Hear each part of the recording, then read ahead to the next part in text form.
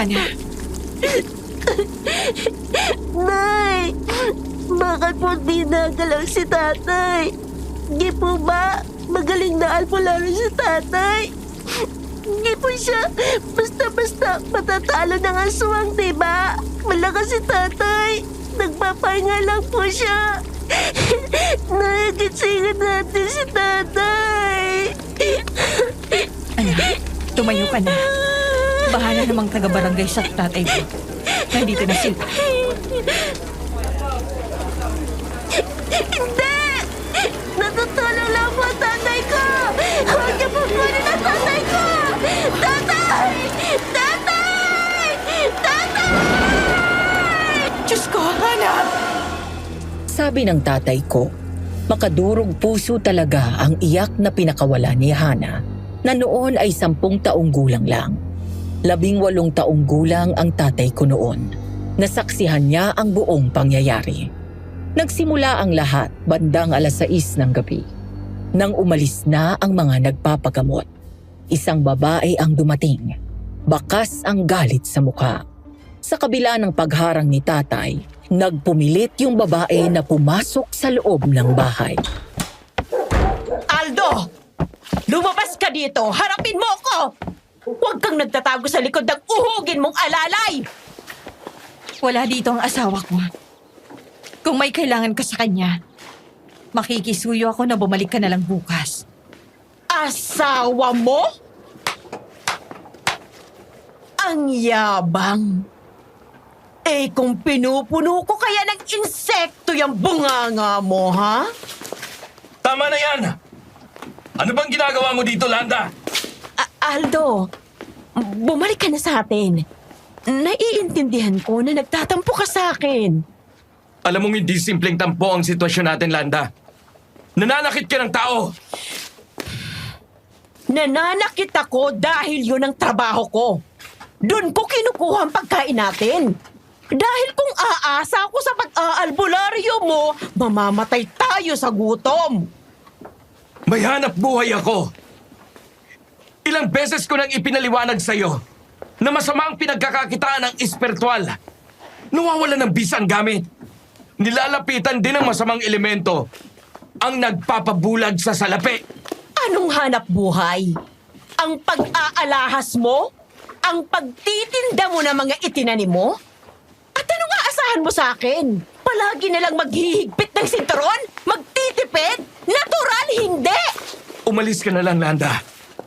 Bumalik ka na sa bahay mo. Walang kasama ang anak mo. Anak natin! Anak mo din siya, Aldo! Alam mo sa sarili mo na hindi akin ang batang yon. Anak siya ng lalaking nakaniig mo sa ritual na ginawa ng inyong samahan. Minsang bilog ang buwan. Ano? Hindi yan totoo!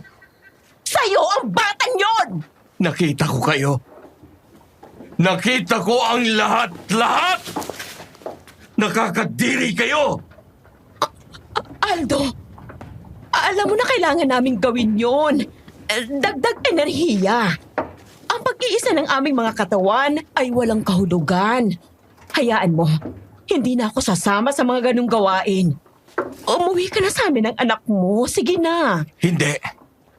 Ikaw ang umalis. At huwag mo na kaming guluhin pa ng aking pamilya! Ano pa bang gusto mo, ha? Nakikiusap ako ng ayos sa'yo! Ano at ayaw mo? Ito bang manghuhulang to ang ipinalit mo sa akin? Wala! Wala na akong gusto sa'yo!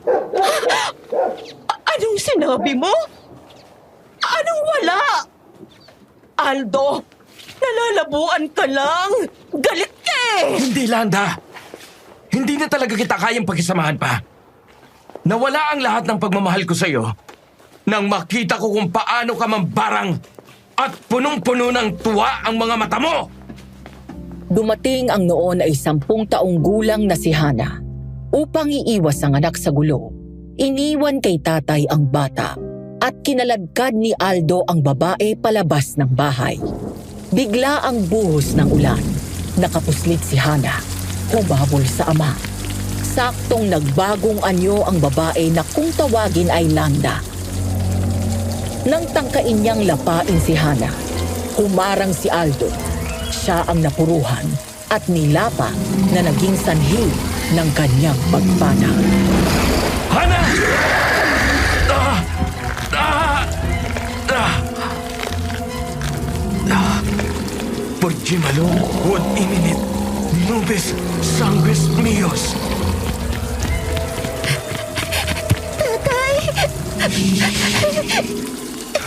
Huwag ka nang umiyak, Hana. Magiging ayos lang ang lahat. Mahal ka ni tatay. Napuruhan ang tatay ni Hana. Ang aswang naman na si Landa ay nakatakas. Hindi naglaon ay nagkasakit ang ina ni Hana. Nang makahanap ng albularyo, huli na ang lahat. Malala na ang tama ng barang. Naiwan si Hana na ulilang lubos sa murang edad na 10. Doon nakilala si Hana bilang batang magaling manghula.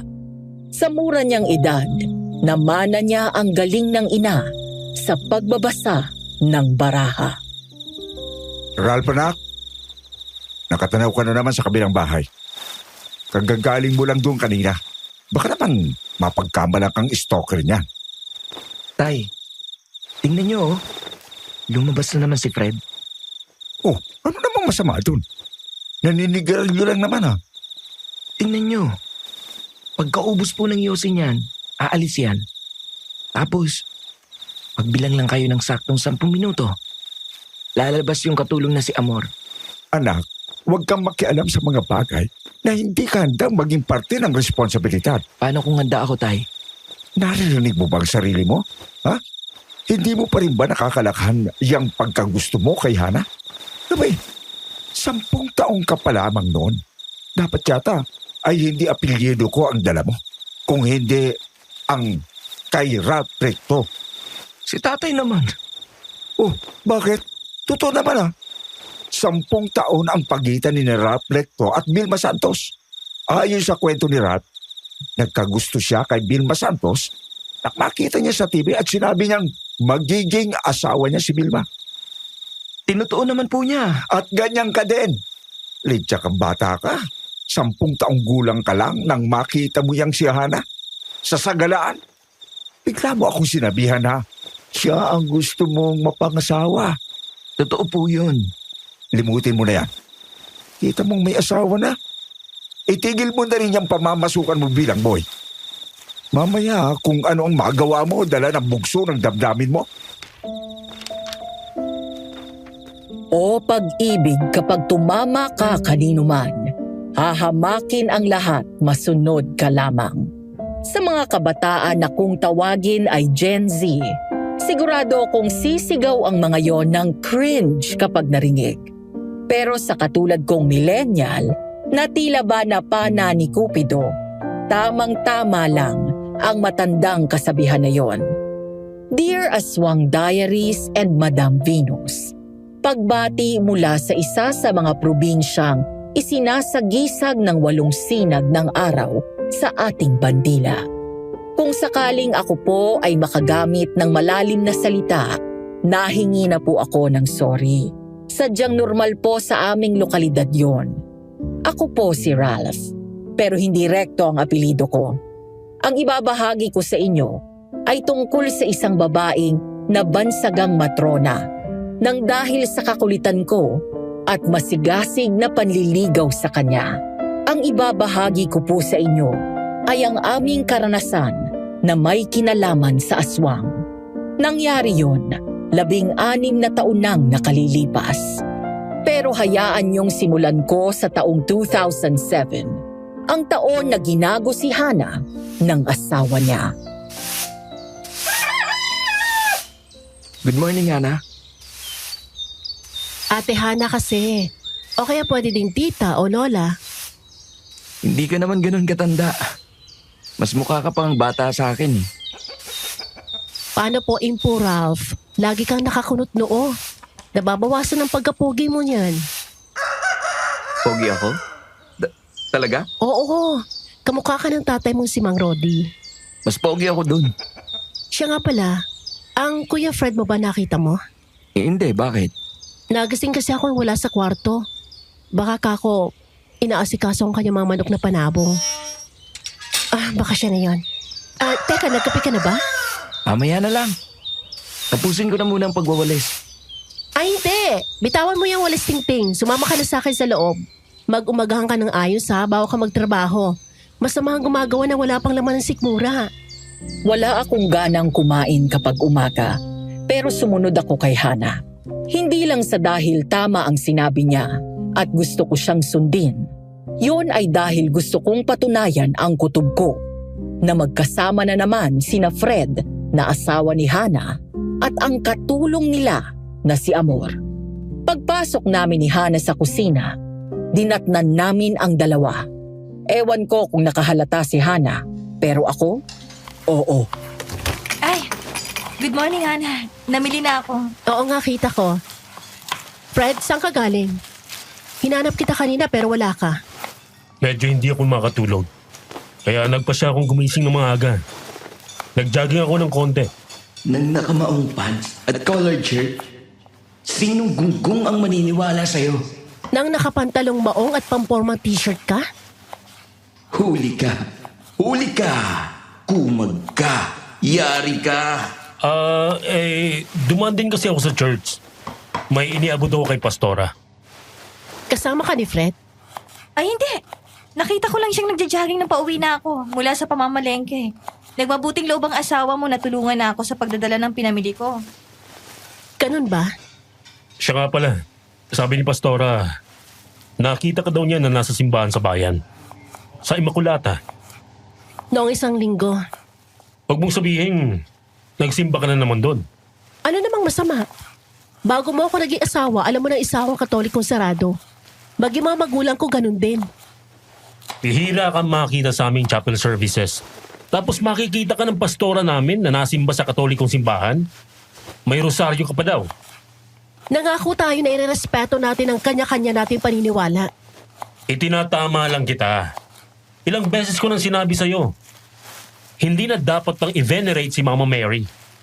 Na-serve na niya ang purpose niya noon pa. Oy, iniiba ng usapan. Idinadaan na sa religion, no? Masamang lalaki ito. Fred, tigilan mo na yan ha. Tinanong lang kita tungkol sa bakit ka maaga nawala sa higaan. Hindi mo kailangan tirahin ang paniniwala ko. Parehong Diyos ang pinagsisilbihan natin. Kapansin-pansin na sa gitna ng tensyon sa pagitan ng mag-asawa, masayang masaya si Amor. Sa bagay, kung nadiligan ka nga naman ng magdamag, bakit ko alam? Gabi-gabi sa may teres ng bahay namin, nakatanaw ako sa bahay ni Hana. Kita ko sina Amor at Fred na napuslit sa kalaliman ng gabi. Madaling araw na akong bumalik. Bakit hindi ko sila isumbong? Dahil ayokong umiyak si Hana. Pero isang araw, Aanhin mo yan. Ba't ka nagsisibak ng kahoy? Wala na bang gas? Hindi. Para ito sa mais. Ayun naani ko ng mga tinanim natin. Kumuha ako ng ilan. Pangkain natin dito. Ba't sa kahoy ka magluluto? Ang laki naman ng tangke ng gas natin sa loob ah. Uy, bang sarap ng mais kapag sa kahoy ang luto. Pasok ka na ulit sa loob. Baka tamaan ka ng talsik ng kahoy. pero hindi pumasok si Hana. Bagkus ay umupo siya sa kahoy na silya sa isang tabi at tumingala. Binitawan ko ang palakol na hawak ko at lumapit sa kanya. Dahil hubad-baro ako noon, nagpasya kong magsuot ng aking pang-itaas at pasimpleng sumandig sa pader na malapit kay Hana.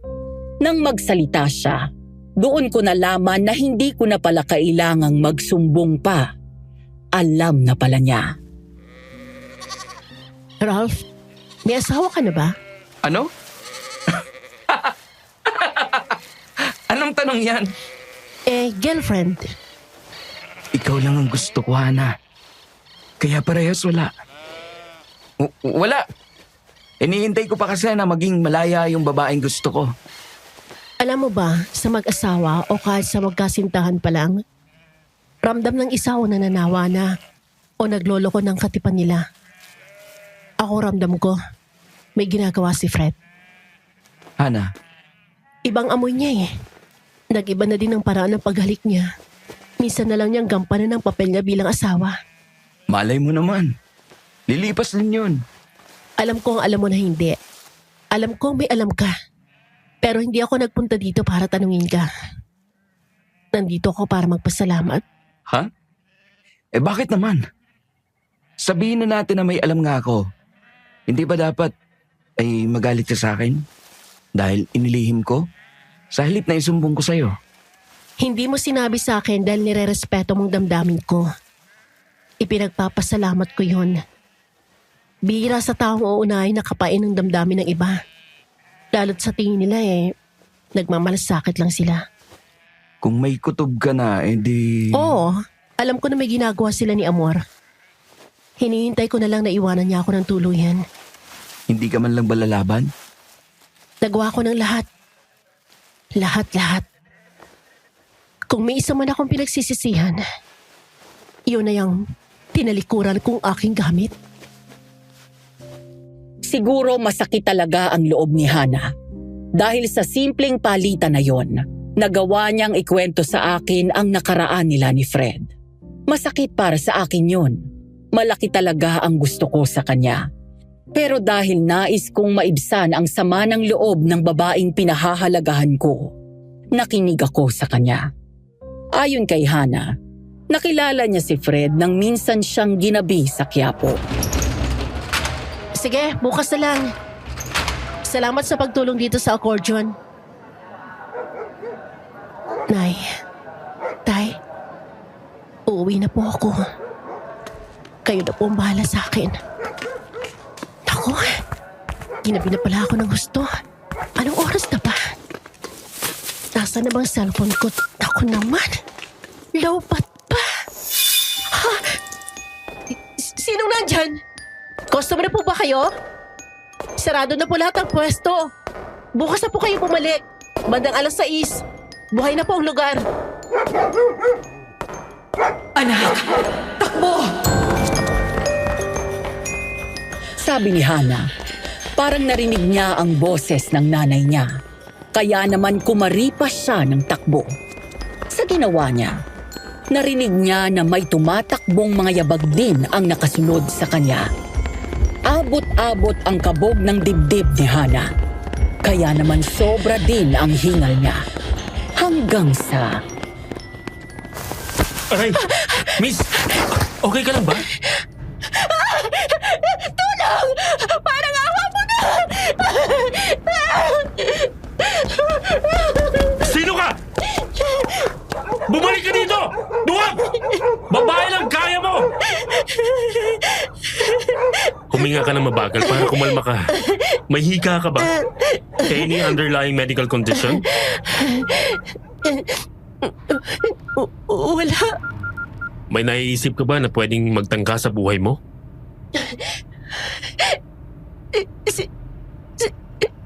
Sino ka ba? Hindi ako masamang tao. Tinulungan nga kita kanina, remember? Napatanong lang ako.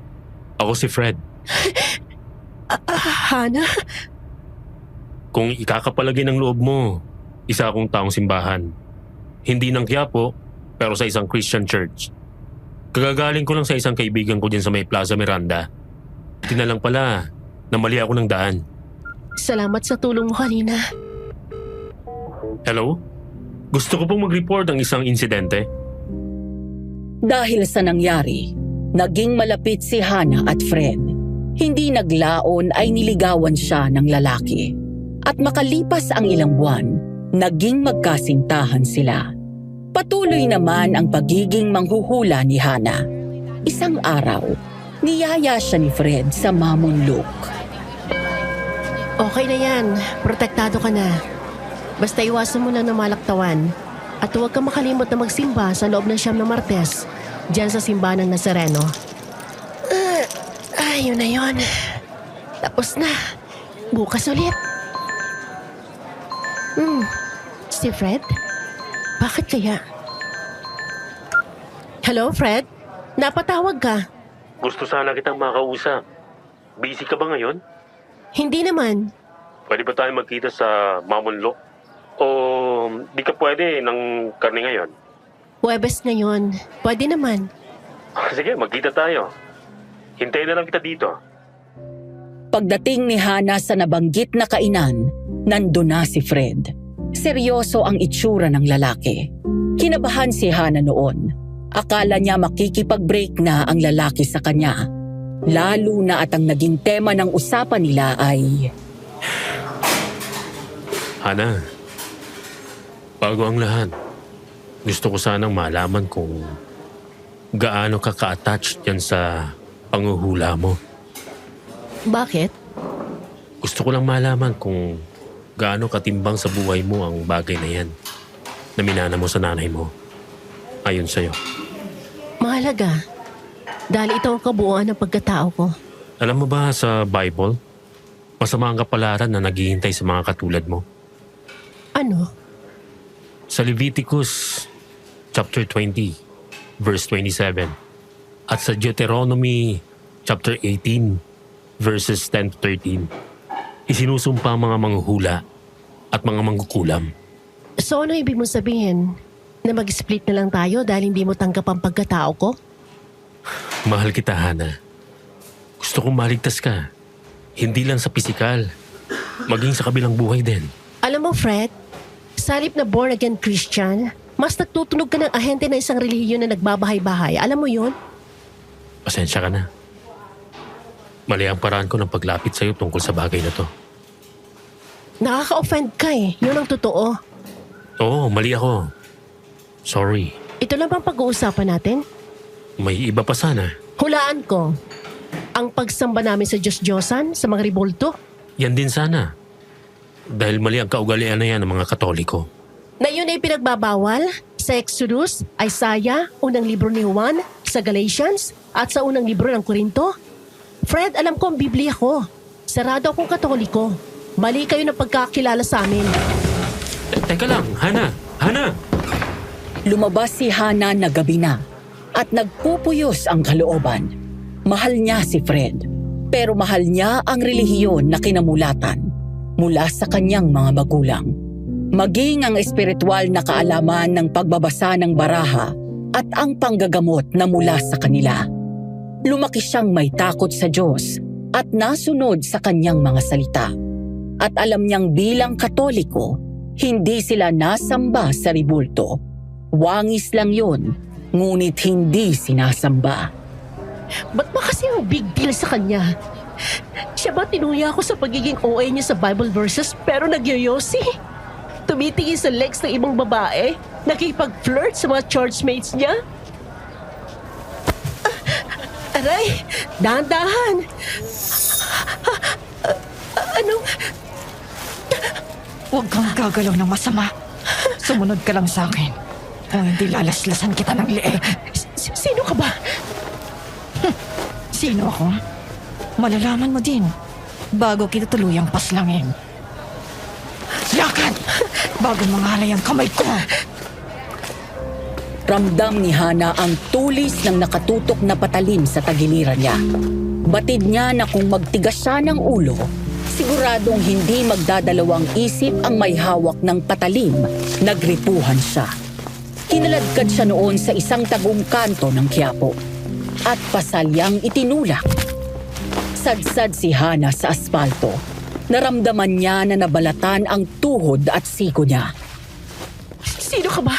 Ano ba kailangan mo? Anong kailangan ko? Ano nga bang kailangan ko? Kung sasabihin ko ba sa'yo, ibibigay mo? Kung kaya ko rin lang, bakit hindi? Ang buhay mo! Yun ang gusto ko! Ibigay mo sa akin ang buhay mo! Anong...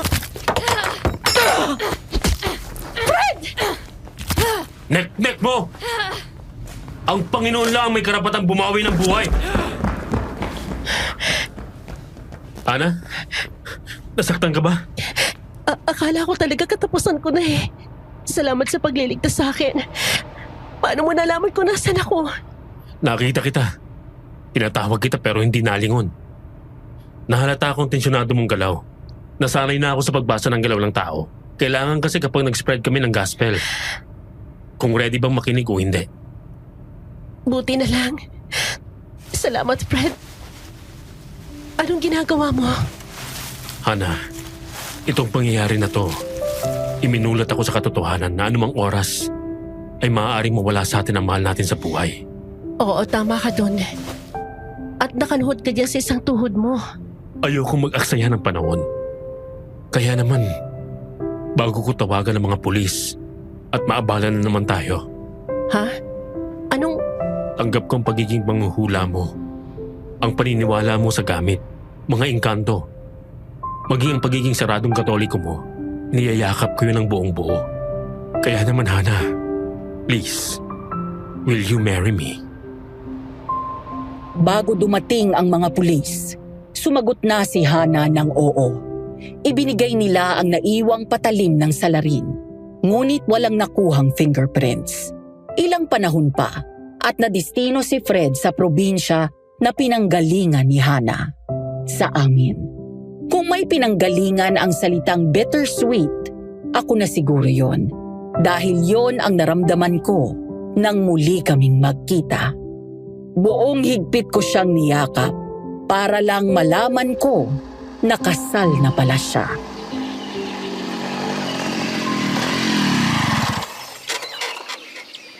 Hana! Ralph! Kumusta? Ang laki mo na ah! Lalo kang gumanda, Hana. Salamat! Kasama mo siya? Namamalat ba? O alang ni tatay ng salabat? Bibigyan ko kayo. Ralph, ito si Fred. Ikinagagala kitang makilala, pare. Ralph, Fred, Isa siyang pastor sa kanila. Sakto na destino siya dito sa lugar natin. oh, Christian ka na, Hana? Hindi. Mabuti na lang. Akala ko tinalikuran mo ng pagiging katoliko mo. Mabait ang asawa ko. Asawa? Oo, asawa ko si Fred. Pinayagan niya ako manatili sa paniniwala ko. Ang linyang lahat ng pangarap ko'y bigla nang nagunaw. Sa panaginip na lang pala kita maisasayaw. Mula sa kantang Ang Huling El Bimbo ang nag-register sa utak ko. Pagkarinig ko ng sinabi ni Hana, gusto kong bigyan ng Best Actor Award ang sarili ko na kinaya kong huwag maglupasay sa harap niya.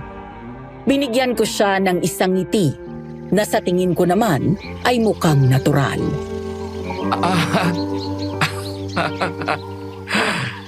Kasal ka na? Congratulations, Fred. Maswerte ka kay Hana. Alagaan mo siya. oo naman.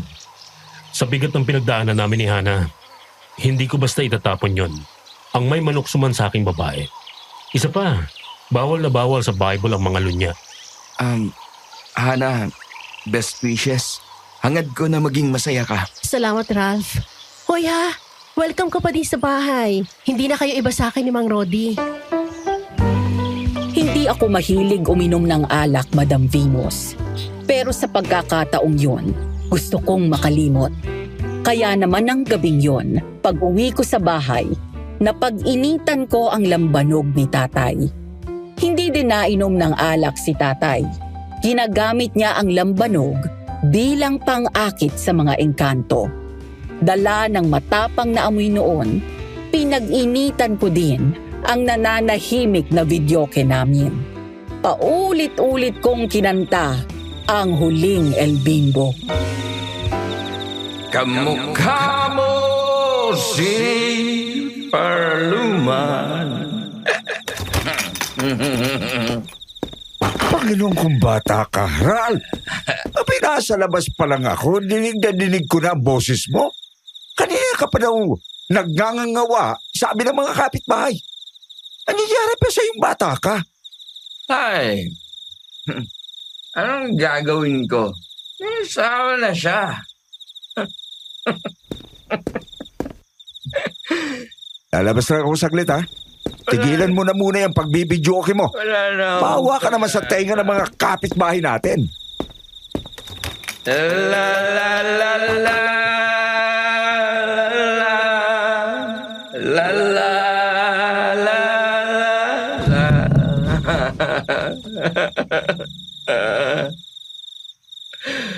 Hana, mahal na mahal kita. Sige lang. Sige lang. Kung saan ka masaya. Oo, handa na akong magpaalam sa nararamdaman ko sa kanya. Pero ginusto ko na ipaalam sa kanya ang nilalaman ng damdamin ko. Mula pa noong 10 taong gulang ako, sa mura kong edad na yon, pinangarap ko na siyang mapangasawa. Ngunit sabi nga ng mga kabataan, life's a pitch, palitan nyo lang ng letter B. Hindi niya ibibigay ang gusto mo. Salamat sa espiritu ng lambanog, lumakas ang loob ko. Saan nga bang bahay ni Hana Lalabs?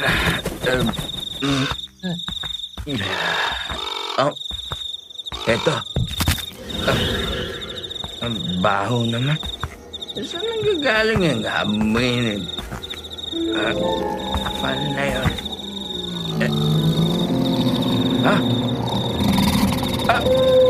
Aswang! Lalang ko po! Tay! May aswang po kinahana! Tay!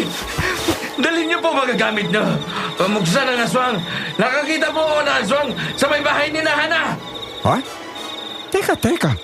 Ralph, kumalma ka muna. Anong nakita mo? Malaking aso. Itim na malaking aso. Amoy pa! Itim na aso na malaki at amoy paa. Hindi naman siguro si Donald ko ang tinutukoy mo. Ano? Donald? Oo, eto siya, oh. Tag-alulong ito kahit walang dahilan. Pero malambing to. Kinakatakutan lang dahil malaki at itim na itim. Kaya sa hapon ko na lang ipinapasyal para walang masyadong tao. Dala ng pagkapahiya at tuluyang pagkahulas ng kalasingan ko, hindi ko na nagawa pang ituloy ang pagtatapat kay Hana. Lumipas ang ilang buwan, nabalitaan ko na naghahanap ng boy para sa maliit niyang farm si Hana. Nag-apply ako. Hindi naglaon ay si Amor naman ang sumunod na dumating, bilang kasambahay nila. At hayo na nga kami ni Hana, magkatabi sa likod bahay na silbing small farm niya. Pinag-uusapan ang asawa niya. Oo. Tanda ko pa nang ginulat mo kami. Dahil biglang umuwi ka dito sa atin. Dalang asawa mo. Asawa? Asawa ko pa ba talaga siya, Ralph? Pwede pa ba ako matawag na asawa niya sa nangyayari? Hana, nandyan yung Mang Rudy. May isasangguni daw sa'yo. Sige, papasok na ako sa loob. Pakibigyan mo na muna ng maiinom. Okay, dun ko siya pinaupo sa may garden. O paano, Ralph? Salamat sa pakikinig sa akin, ha? Harapin ko na muna ang tatay mo. Ano kaya sadya nun sa akin? Matagal-tagal ko na din hindi naririnig ang may isasangguni ako sa iyo. Bakas ang saya at antisipasyon sa mata ni Hana. Para siyang bata sa Christmas na excited magbukas ng regalo. Dahil curious din ako, pasimple ko silang sinilip ni tatay. Ginawa kong dahilan ang pagdidilig ng mga halaman sa garden. Hana, pasensya ka na sa abala. Naku, kayo naman. Hindi na po kayo iba sa akin. Ano po sadya nyo? Ang anak kasi ni Tasing, ilang buwan nang hindi umuwi. Alalang-alala na sila. Matitinang ko sana sa iyo, sa baraha. Paano kaya? Gusto ko po sana makatulong pero tinalikuran ko na po yung pagbabasa ng baraha. Maging ang pagrorosaryo ko nga, akin ang tinigil. Nako, hindi ko alam. Pasensya ka na. Nabala pa kita. Ilang taon na po ba yung nawawala? 17. Sige, Mang Rodi. Saglit lang, may kukunin ako. Dito muna kayo. Saglit na umalis si Hana. Pumasok siya sa loob ng bahay. Pagbalik niya may dala na siyang puting tela at baraha. Ginamit niyang panlatag ng lamesa ang puting tela at nagsimula ng magbasa. Hiningi niya ang buong binyagang pangalan noong pinapatingnan ni tatay. Pagkatapos ay nagsimula na siyang maghanay-hanay ng baraha. Buntis na siya. Mga 4 na buwan. Doon sa boyfriend nakikituloy. Naku po, magkuhurminta si Taseng. Sigurado ka, Hana? Hindi magkakamali ang baraha. Queen of Hearts. Pinatungan ng 4 hearts, pinatungan pa ng 2 heart. Ang 4 hearts ay nagpapahiwatig ng 4 na sulok ng kwarto o sexual na relasyon. Ganun ba? Maaari ding nangangalunya. Pero dahil ito hindi pa naman kasal, ito ay sexual na relasyon. Ang 2 heart ay pwedeng abroad, promotion, kasal o pagkabuntis. Malinaw na buntis ang mensahe ng baraha. Salamat, Hana. Eto ang 5,000. Bayad ng mga magulang. Naku po, wag. Hindi ko po matatanggap yan. Bawal po, mapapalo ako. O siya, sige. Ibabalik ko na lang sa kanila ang pera nila. O, paano, Hana? Uuna na ako, ha? Ihatid ko na kay Kasing ang balita. Sige po. Siya nga pala. May ipinasasabi po ang tagabasa. Ano yun? Sabi po sa mensahe, kapag po pinuntahan doon sa bahay ng boyfriend, huwag lang itanong kung nandun ang anak nilang babae. Basta pagbukas pa lang ng gate, sabihin ng, nandito kami para pag-usapan ng mga bata. Sige, ibibiling ko. Ralph, masamang nakikiusyuso sa usapan ng may usapan. Sorry, Tay. Alis na ako, Ralph. Huwag mong pasakitin ang ulo ni Hana. Pag-alis ni tatay, nakita ko na nakatitig si Hana sa baraha niya. Para bang ang lalim ng iniisip niya. Ilang sandali pa at tinawag niya ako. Pinaupo niya ako sa silyang binakante ni tatay. Ang saya sa mata niya ay nawala. Bagkus ay lungkot at pangamba ang aking nakita. Aabalahin lang kita saglit. Diyan ka lang, samahan mo ako. May titingnan lang ako. Okay, sige. Dito lang ako.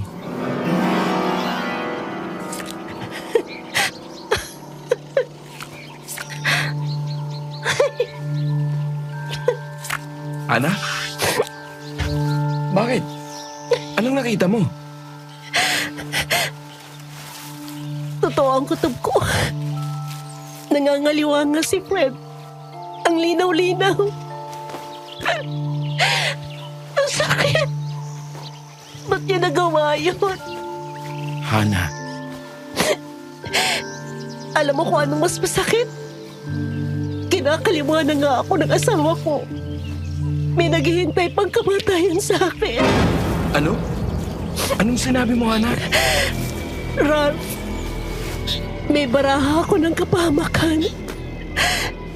4 flower. 4 flower, ang baraha ng kamatayan. Bagay na hinding-hinding gugustuhin ng sino man na pumatong sa baraha nila. Sa kaso ng hanayhay ng baraha ni Hana, nakapatong ang 4 flower sa Queen of Hearts.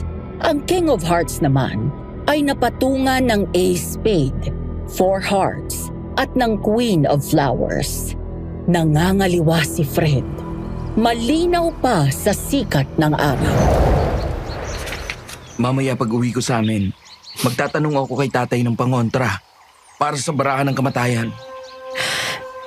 Salamat, Ralph. Pero wag na. Sabi ng aking tagabasa, kailangan ko na pagdaanan ng lahat ng yun. Ano? Sino ba yung tagabasa na yan? Katarantaduhan. Yun ang nagbubulong sa akin kapag nagbabasa na ako.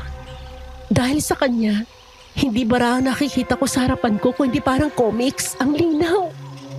Ibig mong sabihin, espiritu ang nagbubulong sa'yo, ganun ba? Oo, ganun na nga. Ilang araw pa ang lumipas.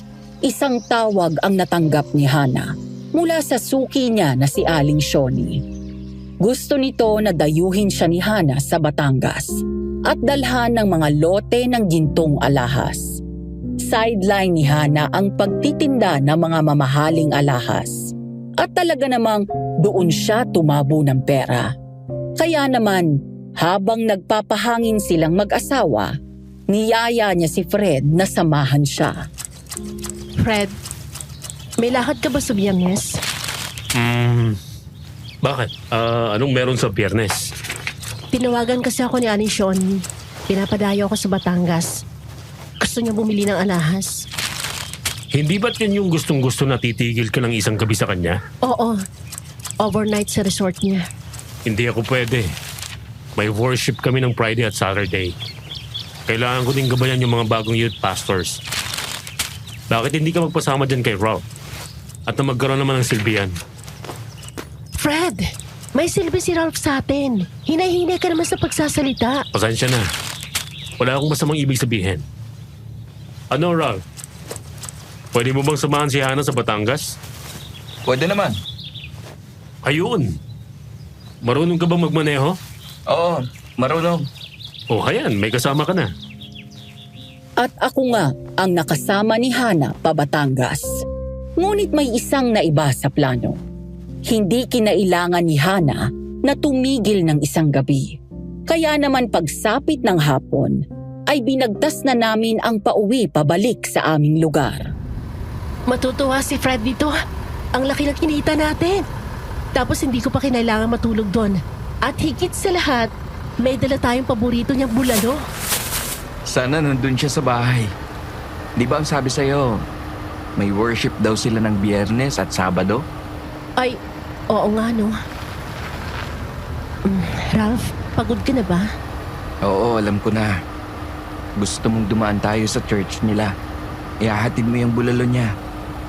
Okay lang ba? Oo naman. Sige, doon na muna tayo dumiretso. Siyempre, hindi okay sa akin, Madam Venus. Pero anong magagawa ko? Umuo na lang ako. Mas matimbang sa akin na makitang masaya si Hana. Kaya kahit pakiramdam ko, kakalas na ang binti ko sa pagmamaneho, umayon pa din ako sa plano niya. Pagdating namin doon, Oh, Hana, napadayo ka. May maitutulong ba kami? Kumusta naman si Fred?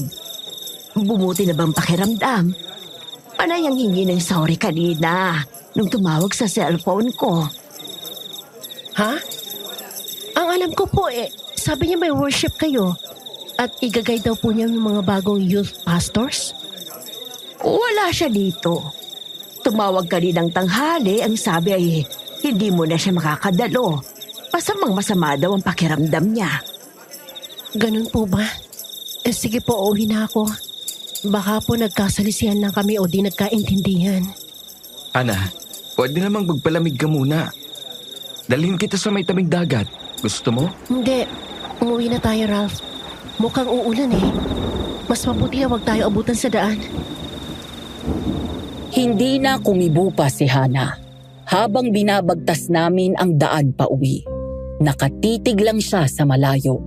Larawan ng malalim ang iniisip. Pagsapit namin sa bahay, niyaya niya ako na samahan siya sa loob. Hanggang sa pagpunta sa second floor ng bahay nila ay nagpasama siya. Inabutan namin na bukas bahagya ang pinto ng master's bedroom nila. Mula doon ay dinig namin ang mga mabababang ungol at pagyutayot ng kama. Hana! Sa kama pa talaga namin. Grabe ka. Yun bang masamang pakiramdam? Oo, masama ang pakiramdam ko. Sa indayag ba naman ang balakang mo, talagang kahit sino, sasama ng pakiramdam. Nakakagigil ka. Ang bang-bang mo pa. Pakagat niya. Ano ba? Nakikiliti ako Mabaho din naman si Hana. Tisay pa. Boring yun Ni wala akong marinig na ingay kapag ginagawa namin. Pero ikaw, halikan ka lang para kang violin. Talaga namang ang sarap sa tenga ng ingay mo. Pero hanggang kailan tayo ganito? Nakikihati lang ako sa kama niyo. Patakas tayo sa gitna ng gabi. Konting tiis lang. Pinaplano ko ng lahat. Di mo ba nahalata? Patay na patay sa kanya yung si Ralph. Ay, naku, sobra. Ilang beses ko nang sinubukang magpapansin sa lalaking yung wala pa din eh. Parang hindi ako nakikita. Amor, tigilan mong paglalandi sa lalaking yun ha. Akin ka lang. Nakakaintindihan ba tayo? Ito naman, nagselos agad. Kaya ano bang plano mo? Malapit na ang birthday ni Hana. Ay, oo nga no. Mahina sa alak ang gagang yun eh. Sasadyhin ko na mapainom siya ng matapang na punch. Tapos ikaw naman, puslitan mo ng pampatulog ang inumin ng si Ralph. Ay, ang salpay mo. Pero gusto ko yan. Tapos ang plano mo, magdadrama ka na pinagtaksila ng asawa, gano'n. Yun, kuha mo. Sigurado mababalita siyang pakawalang babae. Isang matrona na mahilig sa mas nakababatang lalaki. Dahil doon, may dahilan na ako para palayasin siya dito. Gusto kong balian ng leeg ang dalawang nasa silid. Pero nang akmang susugod ako, naramdaman ko ang pagkapit ng kamay ni Hana sa braso ko. Nang lingunin ko siya, isang maikling iling lang ang ibinigay niya sa akin. Kasunod noon ay ang isang mapait na ngiti. Walang ano-ano'y tinadyakan niya ang pinto ng kwarto. Diretso siya sa kama, hinuklat ang buhok ni Amor at kinaladkad paalis ng kama. Ay! Ano ba nasasaktan ako? Bigtayan mo ang buhok ko! Aray ko! Nabalian yata ako! Ano ang problema mo, ha? Ano nananakit ka? Ang babae, di bali ng pakawalang ibaba. Huwag lang pakawala pati ang bunganga. Ano bang Ikaw! Manahimik ka dyan. Kundi kakapunin kitang hayop ka. Anong sinabi mo? Narinig mo ako. Kaya kong gawin yun na hayop ka. Kaya huwag kang makialam dito. Magre-reklamo ako sa barangay. Sasabihin ko na abusada kang amo. Okay lang. Gusto mo samahan kita? Kasi magsusumbong din ako ng panganganon niya. Makulong na lang tayo pare-pareho. Hana, kumalma ka na nga muna. Mag-usap tayo. Hindi! Tapos na tayo. Nagsinirang mo tiwala ko, tapos na tayo. Palalayasin? Matapos mo akong patulugin? Palalabasin mo nanganganon niya ako? Ako pa talaga? Ang kapal naman ang mukha mo! Akin ang bahay na to! Teka, Hana. Walang ganon. Ang bahay na to, bahay ng aking mga magulang. Pamana sa akin. Wala kang ambag na singkong diling dito. Mga baboy kayo! Magsilayas kayo sa pamamahay ko! At lumayas nga ang lalaki. Pero hindi basta layas ang ginawa. Nagtawag ito ng maghahakot ng gamit na ayon sa kanya ay dapat sa kanya mapunta at karapatan niyang makuha. Hinayaan lang ni Hana. Kahit ang mga bank books na hati sila ay kinanya din ito. Pero parang wala lang kay Hana. Binigyan pa niya ng authorization ang lalaki na ma-withdraw ang laman ng mga naturang accounts. Pero may kapalit. Bago ko ibigay ang authorization mo, pirmahan mong katunayan na to.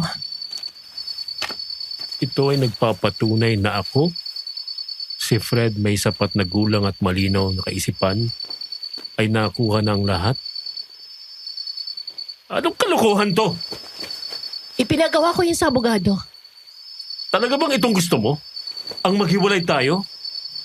Splitting hairs, ganun? Sinaid mo ng laman ng bahay. Kumuha ka na ng mga antigong gamit na hindi mo binili. Hindi din ako kumibo nang sabihin mong may karapatan ka sa mga lahas ko. Pati sa joint accounts. Ano bang gusto mo? Hana, ayusin natin to. Lahat naman ng tao nagkakamali. Kung ang Diyos nga, kahit ilang beses tayo nagkamali, nagpapatawad. Bakit ikaw hindi? Una sa lahat, Fred, tigilan mo na ang nakakadiri mong paggamit sa salita ng Diyos. Panay ka banggit ng Bible verses pero hindi mo sinasabuhay ang salita niya. Masahol ka pa sa satanista. Bawiin mo sinabi mo. Hindi! Ayoko! Dahil yun ang totoo! Ano? Pangalawa, huwag ka nang umasang patatawarin kitang baboy ka. Kahit pa sa West lang tayo kinasal, sagrado pa rin sa akin yon. Sinira mo na rin lang kasagraduhan na ating kasal. Panindigan mo na! Ang katapusan, umalis na magkasama sina Amor at Fred. Dala ang lahat ng madadala nila. Nakamasid lang si Hana. Nang tuluyan na silang mawala sa paningin niya, Hiniling ni Hana na maiwan siyang mag-isa. Gusto ko lang sabihin na hindi ba to si Hana. Ilang beses ko siyang narinig na humagulgol. Ilang araw ko din siyang nakita na mugto ang mata. Pero makalipas ang 2 buwan, Ralph, tapos ka na ba sa mga gawain mo? Oo. Katatapos lang. Bakit? Samahan mo ako maghapon. Marami tayong asikasuhin. Sige. Saan ba tayo pupunta? Sa bangko muna. Ilalabas ko mga ipon ko. Mamaya tayo ng konti lalakad. At habang hinihintay mo ako, ilista mo lahat-lahat ng kailangan ng farm. Kung may maisip ka, idadagdag na kailangan natin, isama mo na. Okay. mula noon, naging abala na si Hana. Parang inalis na niya ang saya sa buhay niya. Nakita ko din na itinago na niya ng tuluyan ang barahan niya. Araw-gabi, wala na siyang ginawa kundi ang kumita ng pera. Para bang binabawi niya ang lahat ng kinuha ni Fred at Amor sa kanya. Sa makabagong salita, panay grind siya. Hanggang sa isang araw, kinailangan ako ni tatay. Ang sarap naman ang amoy niyan. Nagluluto ako ng crispy bagnet, kare-kare. Dala mo si Mang Rodi. Nabanggit na lang din si tatay. Magpapaalam sana ako sa'yo. Bakit? Anong meron? Kailangan ni tatay ng alalay sa gagamutin niya eh. Mawawala muna ako saglit. Bah, alalay ka pala ng albularyo? Mukha man akong kulokoy. Isa akong albularyo in training. Uy, maganda yan. Bihirang kasing bata mo na handang matuto ng espiritual. Sabi nga din ni tatay. At saka, ayaw niyang mamatay daw ang paniniwala. Dahil mula pa daw sa tatay mo. Kay Ka Aldo, galing ang kaalaman na ipinapasa niya sa akin. Mag-iingat ka, kayo ng tatay mo. Salamat. Siya nga pala. Heto ang medalyon. Pinabibigay ni tatay sa'yo. Medalyon? Bakit? Nabanggit ko kay tatay ang nakita mo sa baraha. Yung 4 flowers. Pangontra daw yan. Panligtas sa mga signos. Pakisabi kay Mang Rodi, salamat. Pero hindi ko akalain na sa saglitang pag-alis namin ni tatay, malalagay sa panganib si Hana. Madaling araw nang umalis kami. Gabi na nang makabalik. Kabababa lang namin ng sasakyan nang mula sa kung saan ay sinugod ako ng yakap ng natataranta na si Hana, na sa pagkabigla naming mag-ama ay nakasuot lamang ng panloob niya. Naku anak, baka ikaw na lang ang palalakarin ko sa susunod. Nananakit ang likuran ko eh. Tatay, kalabaw lang ang natanda. Kulang lang kayo sa apo. Kung yun lang ang problema, mag-asawa ka na. Tinatrabaho ko na po, tay. Hana? Anong nangyari? Bakit kinananak mo ng panloob lang ang suot mo? Nanginginig ka. Anak, ang mabuti pa'y ipasok mo na natin siya sa loob. Nang mapakalma namin si Hana, ikinuwento niya sa amin ni tatay ang nangyari. Ayon sa kanya, matapos ko siyang iwan ng umagang yon, may kumatok sa gate niya. Nang lumabas siya para i-check yon, walang tao. Pero may iniwang kahon. Dahil hindi siya sigurado kung ano ang laman nun, nagtawag siya ng tanod at nagpatulong sa pagbubukas para lang makita na nabubulok na ng ulo ng baboy ang laman. Kinagabihan. Salamat po! Sabi nga nila mabuti na ligtas kaysa nasa huling pagsisisi. Okay, Hana. Safe ka naman siguro. Oras na para maligo. Amoy impacto ko na You made me stronger by breaking my heart. You ended my life and made a brand new one start. Ano yun? May napasok yata. Shit! May nakapasok yata. Hindi ako papayag na maisan mo ko. Pumasok ka sa bahay ko na walang paalam? Boss, Maghanda ka lumabas ng patay! Aswang!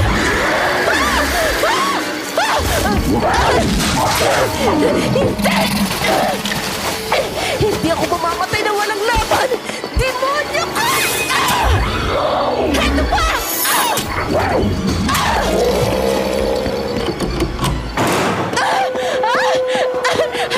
Tulong! Tulungan niyo ako! May aswang! At yun na nga ang dahilan kung bakit sinalubong ako ni Hana na nakabra at panty lang. Pero aamin ako, Madam Venus, nabuhayan talaga ako ng dugo nang makita ko siya sa ganoong estado.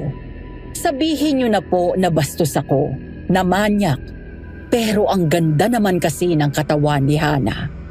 Fusion ni Solen Yusaf at Maria Ozawa. Yes po, I'm a man of culture, sabi nga ng mga kabataan. Ipinaalam ko na sa barangay ang nangyari. Sabi ni Kapitan, dadagdagan ang nagroronda.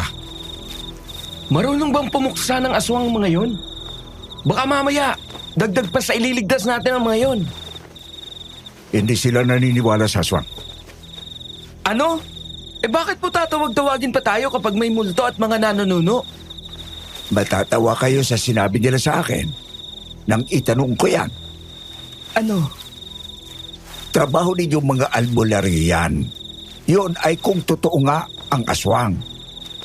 Akala siguro nila nagbibiro ako. Siguro ang tingin sa akin ng mga loko, lukaret na matrona, na wala sa katinuan dahil iniwan ng asawa. Hindi maiwasan ang ganyang isipin, lalo at nasa taong 2000 na tayo. May paraan na para magmukhang aswang. Kung ako nga albularyo na minsan nabibiktima pa ako ng mga peking balita ng aswang, multo at maligno. Dahil sa nangyari, nagkasundo kami na maging pansamantalang bantay muna ako ni Hana. For some twisted thinking, masaya ako. Feeling ko chance ko nang maging Robin Padilla. Baka pwede ding Fernando Po Jr. Ang mahalaga sa akin, kasama ko si Hana. Dumating ang birthday niya. 37 na siya. Nagsimba lang siya, pagkatapos ay kumain kami. Walang dumating na bisita. Kami lang ni tatay. Doon ko naisipan na regaluhan siya. Bakit mo kailangan yung picture ng nanay? At tatay ko na dinasalan ng 9 days ng pasyam. Biglaan naman. Kaya tuloy naghahalongkat ako dito sa maalikabok na taguan. Basta, hanapin mo na lang. Sabi mo kanina, naitago mo ang mga yon. Alam niyo ba to, Mang Rodi? Baka mamaya kung anong kalokohan ang binabalak mo, ha? Huwag ka mag-alala, Hana. Ipinagpaalam ni Ralph ang gusto niyang gawin. Pumayag naman ako. Heto na, oh. Sabi na, naitago ko ng ayos, eh. Oh, eto ang panlatag, mga kandila at ang asin na may dasal. Ralph, alam mo na, naituro ko na yan ng ayos sa'yo. Salamat, tay. Tandaan mo hindi ka tatawag ng patay. Makikipag-usap lang kayo. Wala kang ibang iisipin kung hindi ang makausap si Elma at Aldo. Naiintindihan ko po.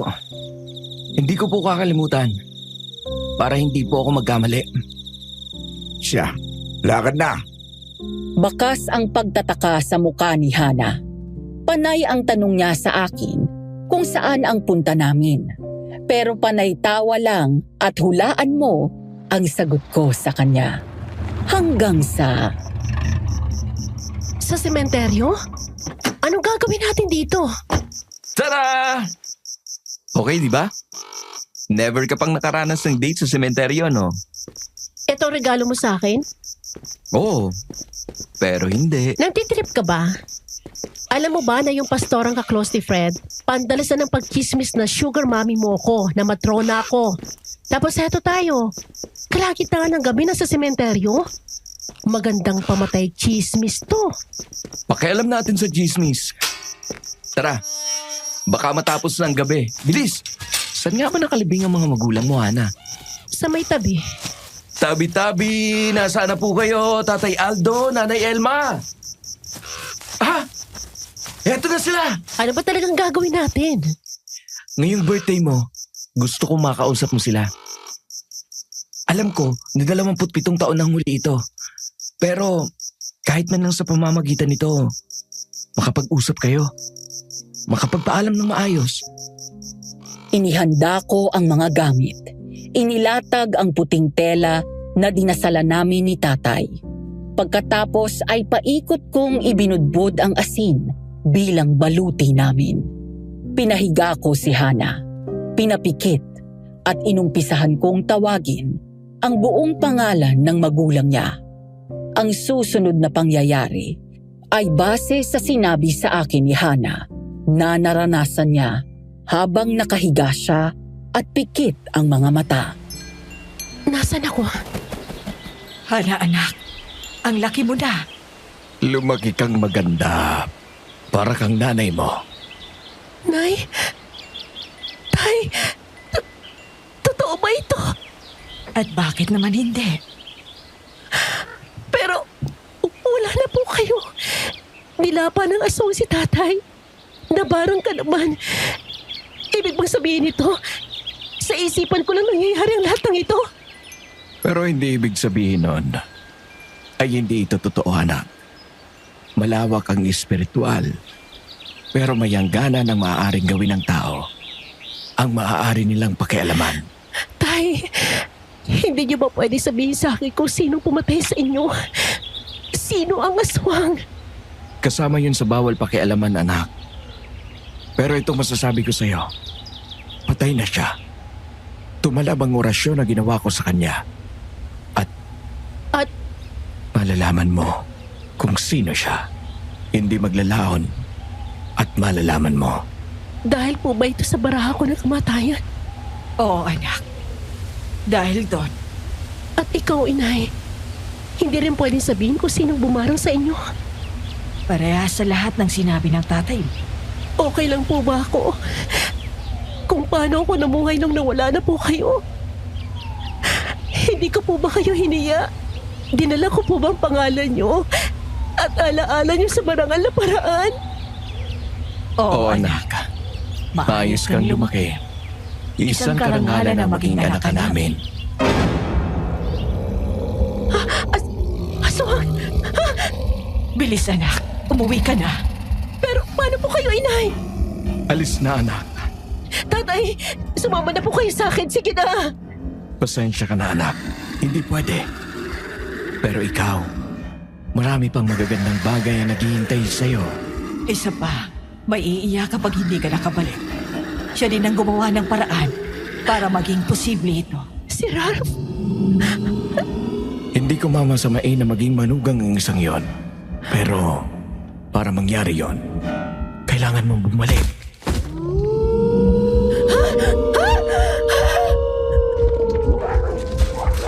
Mahal ka namin ang tatay mo, Hana. Noon hanggang ngayon.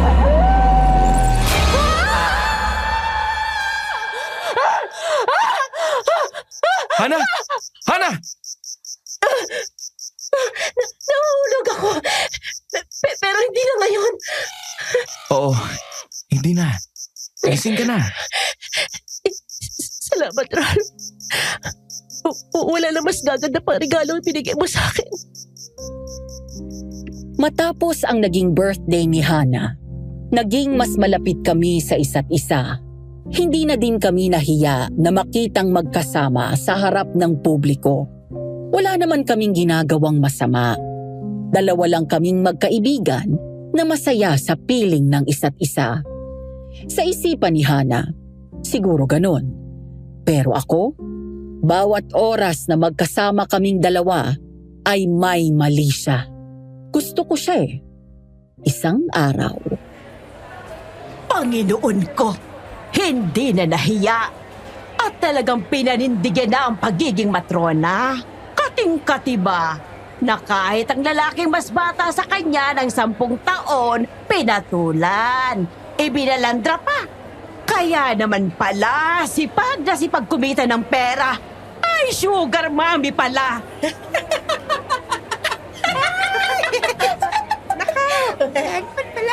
Huwag pansinin ng papansin.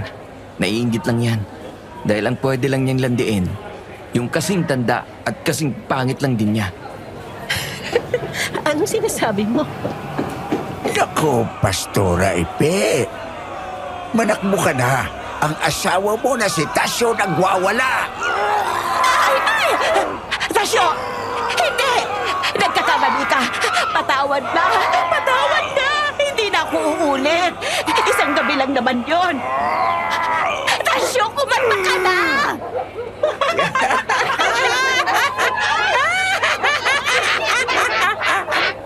Ay, ginoo ko.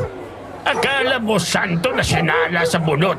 Yung pala kahit matanda na, gumagarutay pa. Ay, takbo! Ang tsismosang pastora. May itinatagong lihim pala. Kaulayaw ang batang-batang hardinero ng church nila. Siyempre, hindi naman agad mamamatay ang balita na sugar mommy ko si Hana. Pero mabuti na yun. Nabawasan ang isang makating dila at nadagdag na siya sa pagchichismisan. Nang dumating ang unang Biyernes ng sumunod na buwan, muli akong nagpasikat kay Hana. Sa pagkakataong ito, pinakitaan ko naman siya ng tikbalang. Anong meron? Unang Biyernes ngayon. Sakto. Nakakuha ako ng baon ng niyog na may 3 mata. O, tapos? Hana, gusto mo bang makakita ng tikbalang? Tikbalang? Mag-scoop ka ng insenso at kamangyan sa lalagyan ko. O, tapos? Titigan mo ang puno ng bayabas sa amin. Tapos, ibuhos mo ang insenso at kamangyan na durog sa nagbabagang baon ng niyog. Titigan mo ang bayabas sa usok na gawa ng insenso at kamangyan. Okay. Oh! Totoo ba to? Nakikita ko talaga siya. Anong nakikita mo? Kayumangging katawan. Matipuno na parang alaga sa gym. Nangingintab. Pero may ulo ng kabayo. Nakatingin ba? Hindi eh. Nakatalong ko. Oh. Pero teka, nag-uumpisa na siya lumingon dito. Sabihin mo sa akin, kumusta ang mata? Anong itsura ng mata? Brown. Malamlam. Magandang kapalaran ang naghihintay sa'yo. Talaga? Yun ang sabi sa akin ni tatay. Kapag malamlam ang mata ng tikbalang, magandang kapalaran ang paparating. Ganun pala yun? Anong Bakit? biglang nalisik ang mata? Naging pula. Bakit? Nagalit ba sa akin? Rolf? May Sharona! Hindi! May aso na papalapit mula sa talayban! Hala! Tulong! Matutulog ako! Fred! Kaya naman pala biglang nagalit si Tikbe. Nakaramdam ng aswang bago pa namin nakita yon ni Hana. At sa pagkabigla naming dalawa, si Fred yon. Dahil sa sunod-sunod na padyak ng tikbalang, nabalian ng braso at ng binti si Fred. Aray! Pasalamat ka, hindi kita hinayaang tuluyang mapatay ni Tikbe. Salamat. Ayoko maduguan ang kaibigan kong tikbalang. Hindi pumapatay ng taong mabubuting engkanto. Ganun ba? Fred, Ana, hindi ako aswang nung magkasama pa tayo. Huwag kang mag-alala. alam ko, matakaw ka sa adobong madaming bawang, sibuyas, at marinated pa sa toyo na may kalamansi bago lutuin. Kung aswang ka na nun, nalusaw ka na. Sa bagay ano? Anong ginagawa mo dito, Fred? Gusto kong makipagbalikan. Hindi! Ayoko! Nang mahuli kita may ginagawa kayo ni Amor sa kama natin, nawala ng pagmamahal ko sa'yo. Baka pwedeng maibalik pa natin.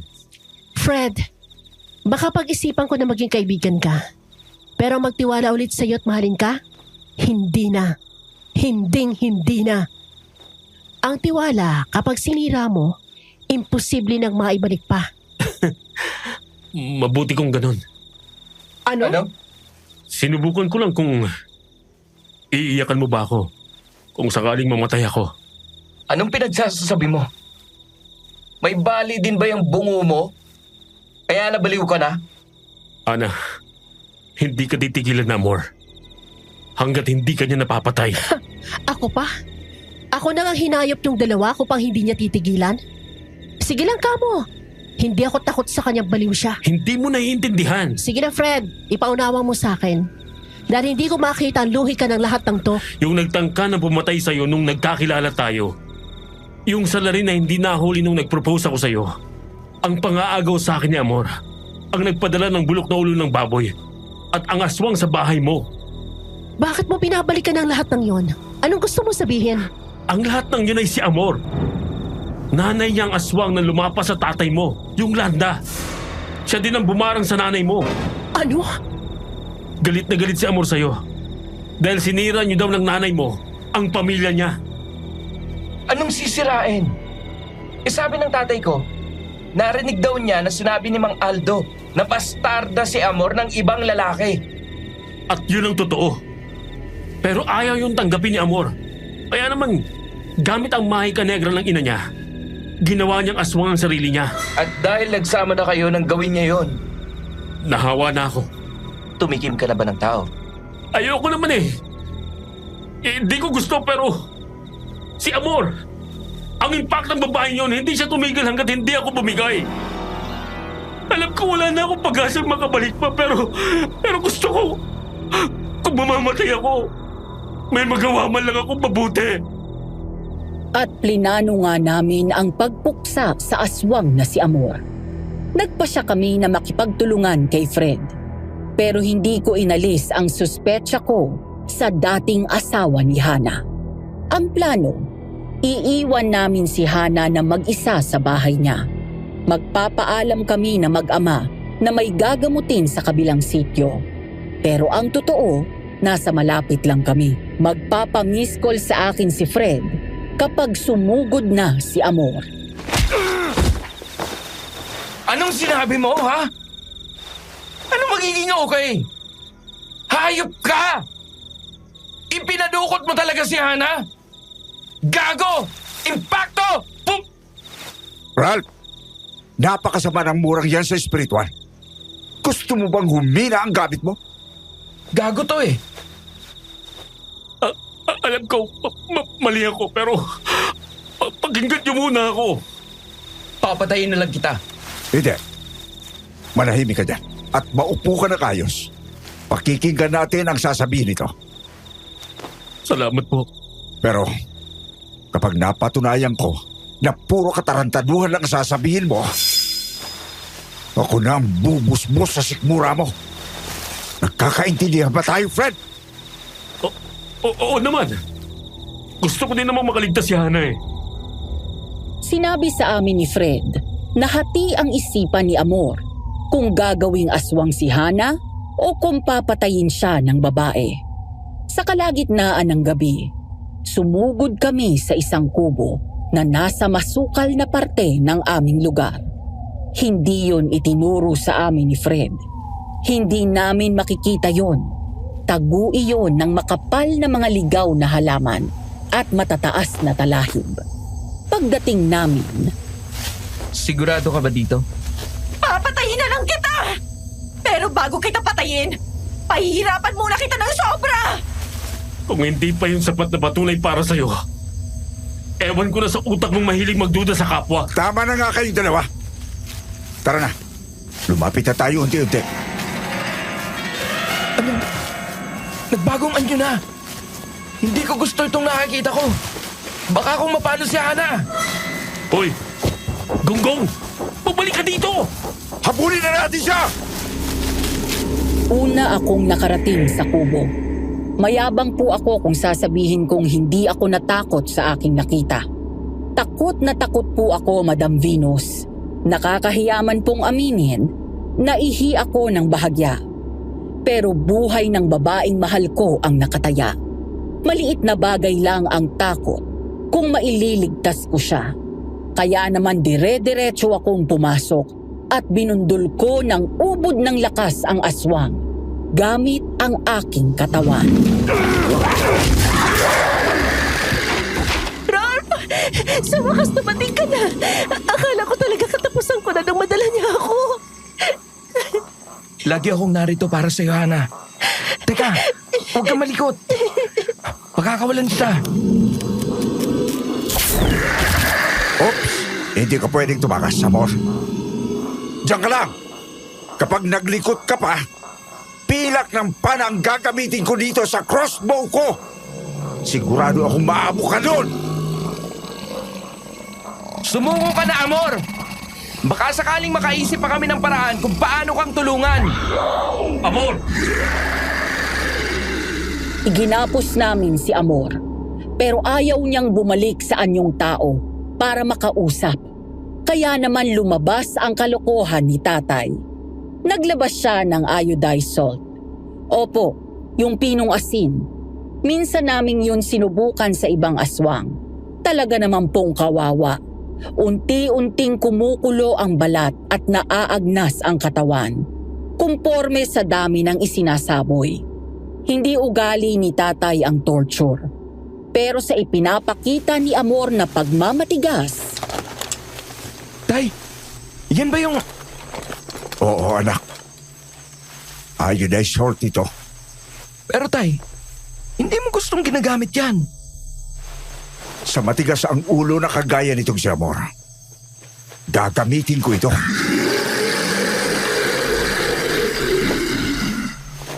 Babalik ka ba sa anyong tao mo para makausap ka namin? O pahihirapan kita gamit ang asin na ito? Ano? Hindi ka pa din babalik? Nakabalik na ako. Huwag mo lang ibulbul sa akin ang bagay na yan. tinakpan namin ang kahubadan ni Amor gamit ang balabal na may mga nakasulat na dasal. Hindi iyon nakamamatay, pero kayang pigilan ang pagbabagong anyo niya. Huwag mo nang titigan ang bag ko. Wala kang magagamit dyan. Bago mo pa magamit, masusunog na ang kamay mo. Amor, tama na ha. Magpakalayo-layo na lang tayo. At bakit ako ang lalayo? Ako ang inagawa ng tatay. Ako ang inagawa ng kinabukasan. Namatayan ako ng nanay. Gawa ng hayop mong tatay. Nagdusa si inay. Nagdusa din ang nanay ko ah. Binarang siya ng nanay mo. Ng nanay mong dilapang tatay ko. Kaya siya nagdusa. Sa halip na magbago siya, sa nalalabi na lang niyang oras, winalang hiya niya pang nanay ko. Dapat lang yan sa nanay mo. Dahil mang-aagaw siya ng asawa. Nakakaawa ka. Anong sinabi mo? Hindi inago ng nanay ko ang tatay mo. Iniwan ni Itay ang nanay mo dahil una, nakita niya ng babarang ang nanay mo. At ligayang-ligaya siya habang ginagawa niya yon. Na hindi siya nakukonsensya sa binabarang niya. Hindi! Hindi yan totoo! Pangalawa, nahuli siya ni Itay na nakikipagdiig sa ibang lalaki. Sa kasama niya doon sa kulto nila. Palit-palit sila nagkapareha sa ilalim ng buwan. Hindi mo ama si Itay! Hindi yan totoo! Hayop ka! Hayop ka, Hana! Bakit ikaw lang ang masaya? Bakit kami ni inay ang iniwanan? Dala ng pagkaawa, niyakap ni Fred si Amor. Inalo. Hinalik-halikan ang tuktok ng ulo at paulit-ulit na binubulungan ng pagmamahal upang mapakalma yon. Tama na, Amor. Nandito naman ako para sa'yo. Hindi kita iiwanan. Lumayo na tayo, ha? Mamuhay tayo ng tahimik. Tahimik? Sasamahan mo ako? Talaga? Oo naman. Mahal kita, Amor. Pangako mo yan? Pangako. Sumpa man. Mamatay man ako. Sige, Fred. Magsimula tayong muli. Sasama ako sa'yo. Inalis namin ang pagkakatali ni Amor. Pero nang babawiin na namin ang balabal, nakiusap si Fred na sakana. Kapag nakakuha na kami ng damit para kay Amor, pumayag naman si tatay. Paalis na kami. Nagpapasalamat na hindi namin kailangang patayin si Amor, na biktima lang ng kanyang kalagayan. Ngunit mali pala kami. Tayo na. Mabigyan ng damit na maisusuot niyang si Amor. Mabuti na lang at hindi natin kinailangang paslangin si Amor. Nag-aalala pa din ako na baka mali tayo ng desisyon. Mali nga kayo! Dahil papatayin ko ang babaeng yan! Patay ka na ngayon, Hana! Fred! Bakit? Akala ko ba kakampi kita? Patawad, Amor. Ayaw na kitang magkasala pa, pero kung hindi ko talaga mapagbabagong isipan mo, sasamahan kita hanggang kamatayan. Papigilan lang kita. Walang ano-ano'y nagbagong anyo si Fred. Itinulak niya kaming tatlo ni Hana at ni Tatay palabas ng kubo. Kasunod ang bag ni Tatay. Pero paglapag noon, napansin agad ni Tatay ang kulang. Anong aray ko? Hana, nasaktan ka ba? Maliban sa pang-upo ko, okay naman ako. Kayo po ba, Mang Rodi? Kinuha ni Fred ang kerosene at lighter.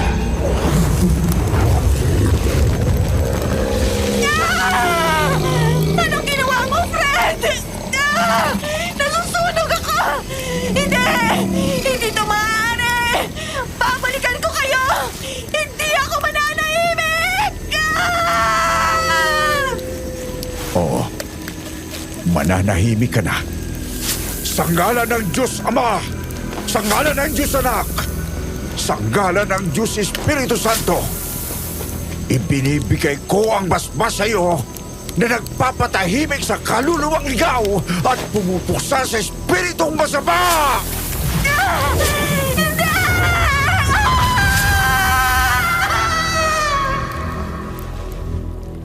Sa iba, sasabihin nila happy ending. Siguro nga, pero may malaking kabayaran. Hanggang sa oras na ito, tanda ko pa din ang amoy ng nasusunog na buhok at laman, ang tili ni Amor at ang hiyaw ni Fred. Pero oo, masasabi ko na happy ending. Naging malaya na si Hana at nailigtas namin siya sa kapahamakan. Ilang linggo ang pinalipas ko, nagtapat na ako ng pag-ibig ko kay Hana. Ano nang balak mo ngayon? Babalik ka ba ng Maynila? Hindi. Dito na ako sa atin mananatili. Naisip ko na gawing taniman ng bulaklak ang maliit kong farm sa likod. Mag-aalaga na din ako ng lovebirds. May market para doon. Ganun ba? Maganda yon. Malilibang ka. Ikaw ba? Kung okay lang sa'yo na manatili ako rito, alam mo na, magaling ako sa halaman. Magtatrabaho ka pa din bilang boy ko? Hindi. Kung okay lang sa'yo. Kasosyo, Okay lang naman. may sasabihin nga pala ako sa'yo. Ano yun? Tanda mo ba nung 10 taong gulang ako? Yung sinabi mo na gusto mo akong pakasalan? Oo, yun. Huwag kang mag-alala. Hindi ko yun sineryoso. Malaya ka magmahal ng iba. Ano ka ba? Hindi, Hana. Gusto ko sanang seryosohin mo ako. Ano? Pero ang laki nag-agawat nating dalawa. Atay mo na ako. Pwede pang tita. Kailan mo ako narinig na tawagin kang tita o ate? Hindi nga kahit kailan, ano? Dahil ayoko maituring na nakababatang kapatid o pamangkin. Mahal kita, Hana. Mula noon hanggang ngayon. Hindi nagbagong damdamin ko para sa'yo. Ayos ka lang ba sa babaeng 10 taon ang tanda sa'yo? Kahit pa. Mahihintay mo ba ako, Ralph? Hindi pa ako handa magmahal ulit sa ngayon. Pero kung sakaling susubok muli ako, nanaisin ko na ikaw. Nahintay nga kita ng 17 taon. Ano bang konti pang delay?